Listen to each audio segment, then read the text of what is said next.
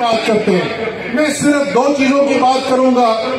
बड़ी चीजें अवाम जो है बराह रास्त असरअंदाज होती है।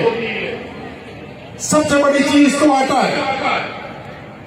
जैसे अभी हलीम पहले बोल रहे थे, दो पाकिस्तान के सूबे ऐसे हैं जो गंदम में खुद कफील है, अपनी जरूरत से ज्यादा गंदम पैदा करते हैं, तो कोई उनका इंतजार नहीं है बाकी दुनिया के ऊपर।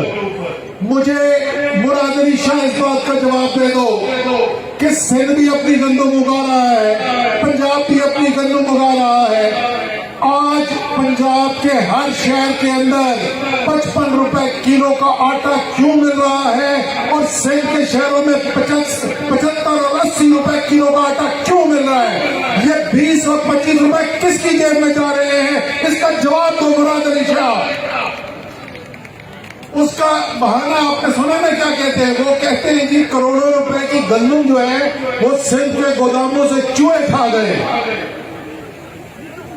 अब हम अपने सियासी मुखालफीन के खिलाफ बात तो करते हैं, उन पर तनकीद भी करते हैं, लेकिन हम उनको चूहा नहीं बोलते। लेकिन अगर ये खुद ही मान रहे हैं कि चूहे खा गए सिंध की गंदम, तो फिर हम क्या कह सकते हैं?